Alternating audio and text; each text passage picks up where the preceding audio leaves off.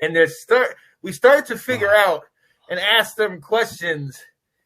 We start to ask questions about playoffs. Don't talk about playoffs. You kidding me? Playoffs? I just hope we can win a game. Hope we can win a game. Tell him, Jim. We just want to win the daggone game. Oh, my goodness gracious. So we go into our new segment called In or Out. Which teams are in the playoff hunt and which teams are not?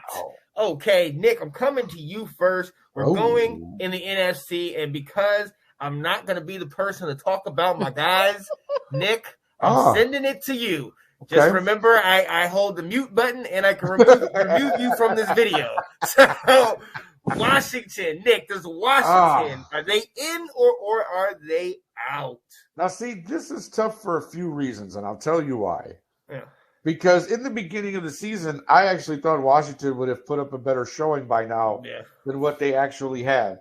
I thought the defense would be able to carry them while Heineke kind of got his feet together and figured out the offense he was going to run. And at times he's shown that. Like, he's been very good, and at times he's been very bad. And now that you guys have lost Chase Young, I don't know for how long. I don't know for sure.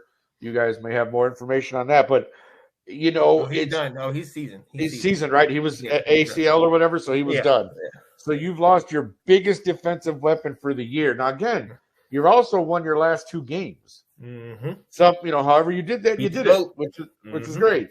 So, City, I think you guys are what? What is your record now? 4 and 6. 4 and 6, right? Because you had a bye week, right? So 4 and 6 now.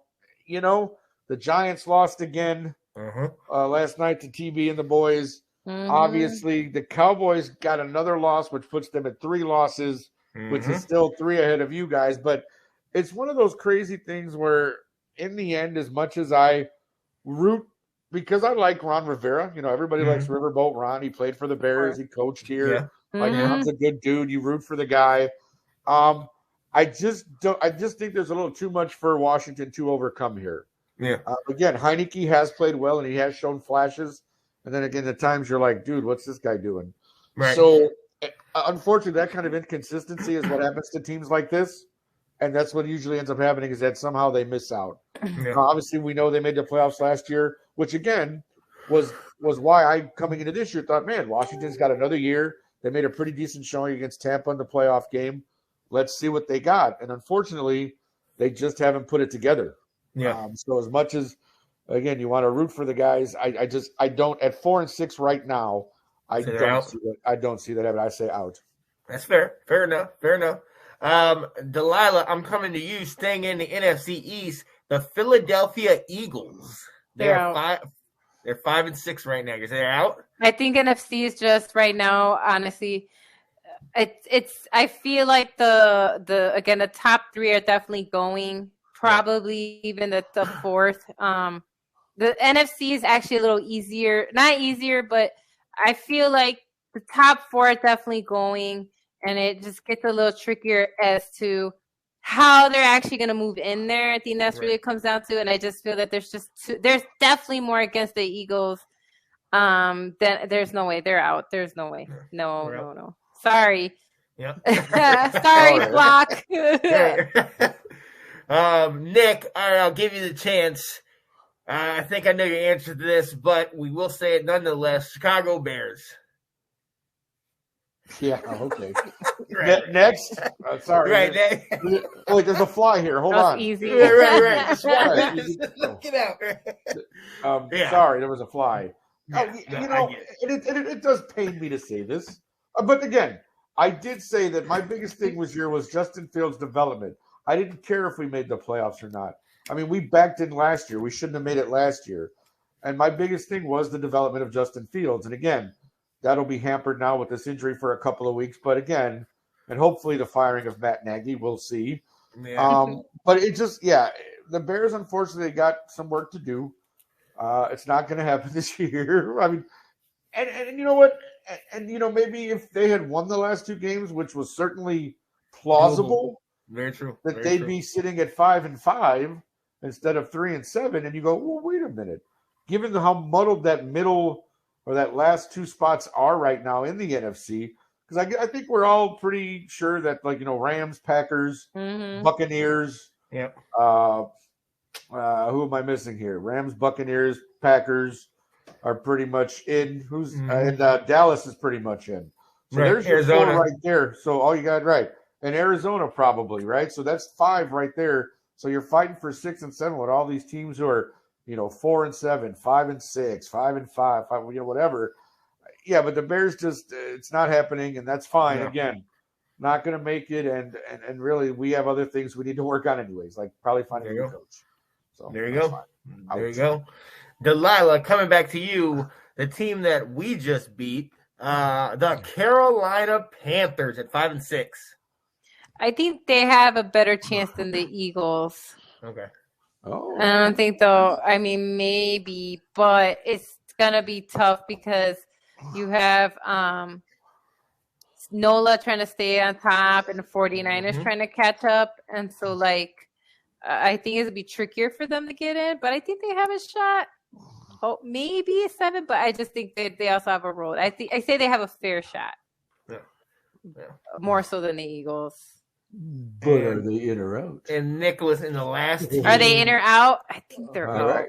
But all right, so that's what we wanted to hear, girl. You tell I them. think, I think I have to agree with you. And Nick in the last team in the NFC that we're going to cover, shout out to Anthony Handy, the surprisingly 4 and 6 Atlanta Falcons. No. And the reason again, and it's going to play big inconsistency. Yeah.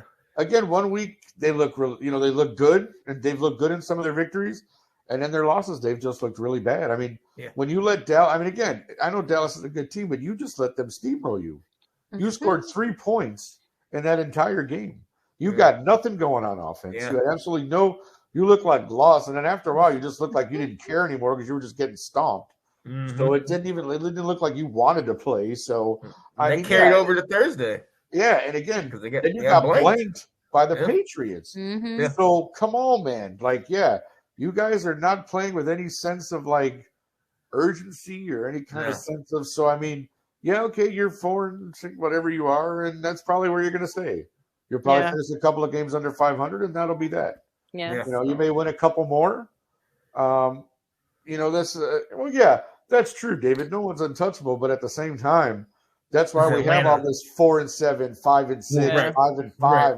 There's so much parity this year in the NFL that that's why these other teams who are that's why the NFC, like I told you, we talked about this last pretty week. Solid. Well, it is, but that's the reverse of what everybody thought, because everybody thought that the AFC would be the one that was that.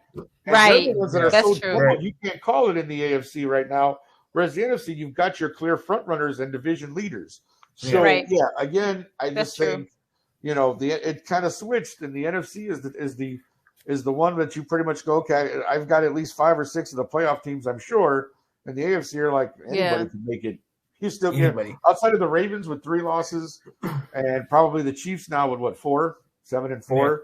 The Chiefs are probably on their way back. So I'm looking at the Chiefs and Ravens right now, and then the other 5 playoff spots could be anybody. So basically, everyone we just mentioned so far in the NFC, we're saying is out. Yeah, I agree. Think so. We mentioned the top 5, and that only leaves 2 spots. And look, and it's no disrespect. And so Minnesota's in the hunt.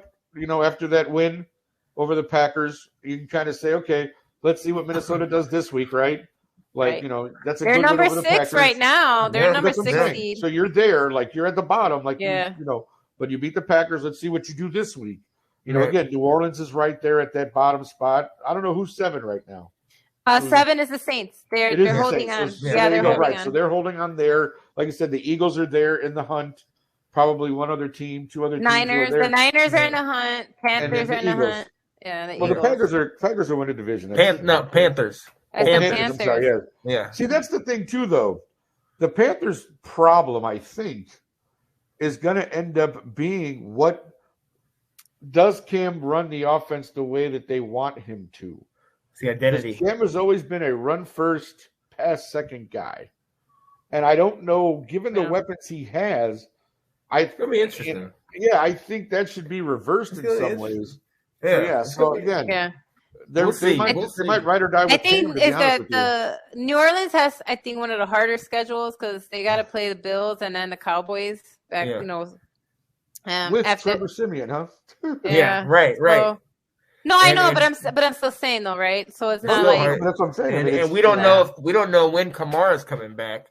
So, that's Ingram, a big loss he's trying to get in, but he's their leading rusher and receiver, so you need to have him back. Minnesota and the Vikings game, I think that's going to be the key game to watch for who gets one of those bottoms, because Minnesota's 6 and they play the 49ers next, and 49ers are 5-5.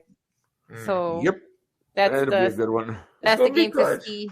It's gonna be crazy. It's gonna be crazy, and so we have a couple teams real quick in the AFC that we want to cover. Delilah, I'm coming to you first. Miami Dolphins at 4-7. No, they have a shot. Nope. She said no. I just like she said that. Nope.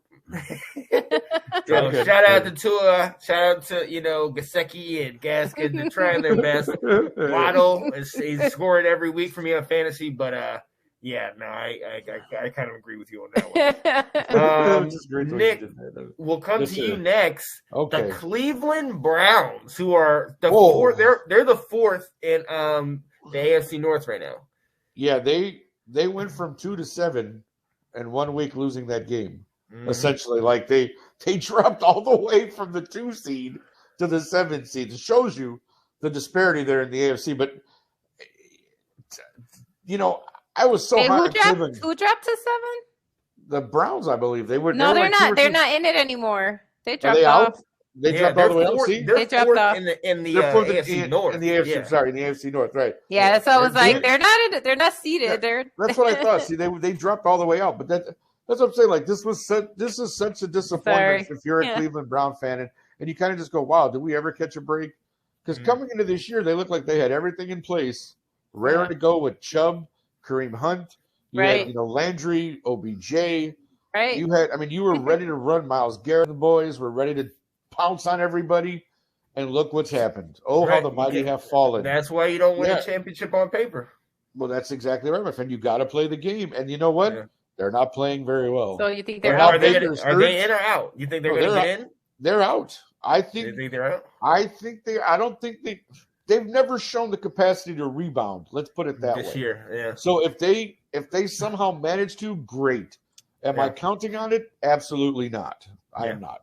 I say no. I say no. And I've repped them since last year. I love my Browns, man. I'm glad. Hey, they got Chubb. I love Chubb, but Baker with all the injuries, everything he's got going on. And then I just can't help but think, man, maybe if you didn't do all those daggone commercials at the stadium, Nick, you talk about all the different nachos and all the different the nacho man. Yeah. Something ain't working, man. Something ain't working. Something's not working. Hey, David Wright said they're only strong as their weakest link, and Baker's mentality is it mentally tough? Yeah. So hey, I'm right there with you. Yeah, I think when you start complaining about the crowd, like you're upset because they're booing you. Oh, come on, Baker.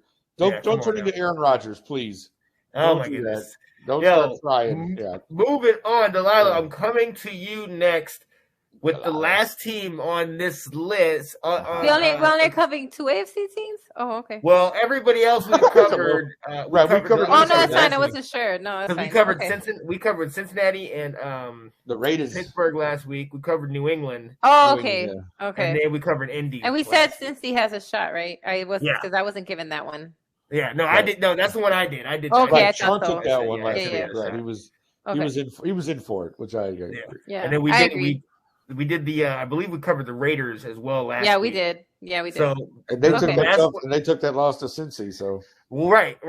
So so the last one I'm giving you, Delilah, is the Denver Broncos at 5-5. They're currently fourth in the AFC West.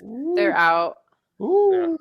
There's just and it's fortunate because I really was hoping that Teddy, because in the beginning, right, we're like, he was kind of showing his true form. And honestly, I want him to win. You know what I mean? I would love to see Teddy, in the playoffs and making a run for it. But no, I think they're out. I think the Colts have a better chance than the Broncos of taking that last seed. Because now Buffalo is number 7, by the way. I don't know if you guys know that. Sorry, that's who it was from went from 2 to 7. Okay, Buffalo is a 7. Right. Buffalo is a 7 seed, and last week they were number 2. And I can definitely see 1 loss. Yeah, it's very possible that if this continues, that the Colts might steal that spot. From Buffalo, Hey, watch out! Come on, let's not forget. Like there was at the end of last year, there was I believe 4 teams that were 10-6. I think it was the Colts, the Dolphins, the Raiders, and you know what I mean. Yeah. So there's going to be some good teams left out. For sure. Always with the 17-game schedule too, the extra game. Yeah. You could go 10-7 or 11-6 and get out. And get left out again in the cold. The way the AFC is, that'll probably get you in. Yeah. right. Yeah.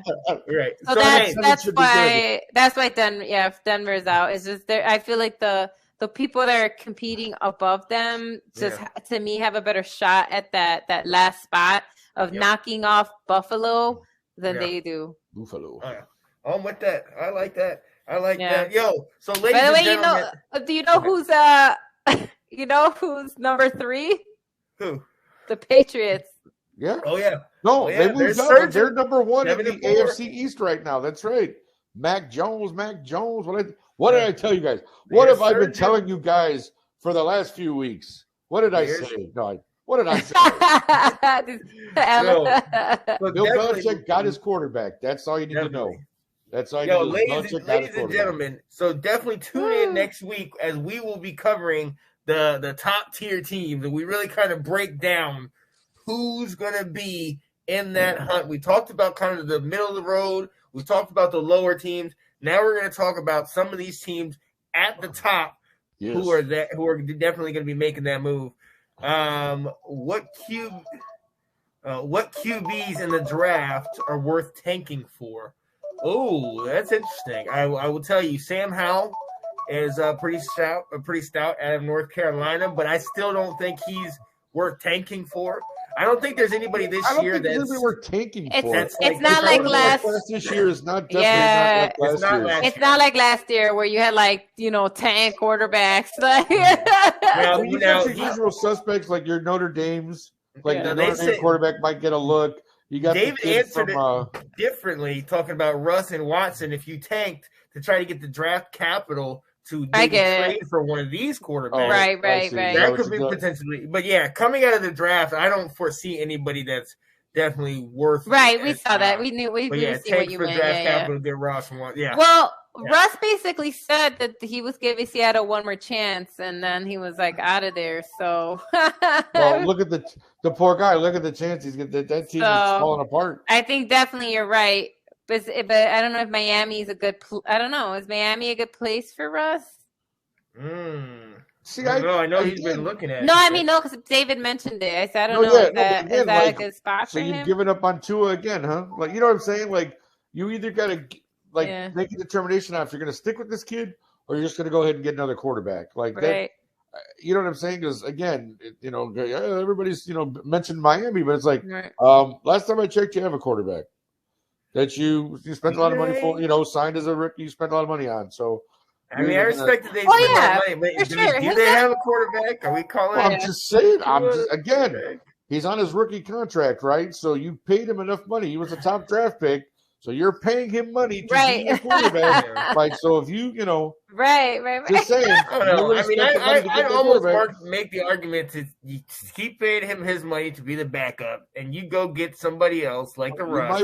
You might want to do that. I'm saying. Just have a 2 quarterback system. I don't know. Go ahead. You know what? Honestly, I think if they can afford it. That would, if they could afford it, that could work because I think Tua could learn from us. They're very comparable, I think. But I don't know. Does he want to go to Miami? That's a big market. Yeah. Miami. There, Russell. No, Russell's not that kind of. He doesn't strike me as that flashy kind of. You know what I mean? No, but like he's David at home said, with it's for his. Sierra on Sunday nights, and they probably watch the highlights together. And stuff, you know? Yeah, I mean, Chilling out on the couch, bro. Look, you know, you never know. I'm just saying. He strikes me as that kind of guy. You know, they got their popcorn. They're probably got matching pajamas. Let the better half choose. You know what? I can see that. Right. Yeah, you know. Because that's exactly why they ended up in Florida. Because Giselle's like, I want to get the hell out of this cold ass place. Right. And that's the thing. Now you go to Florida, you can hang out with Tom Brady and get that little club. I mean, so hey. Oh, that's right. They'll all be in Florida. Right. They can all just hang out and go golfing. Right. You know, I mean, they can just hang out and do things like, oh man, oh wow. Should have they known can that throw was Super coming. Bowl trophies to daggone Russ Wilson.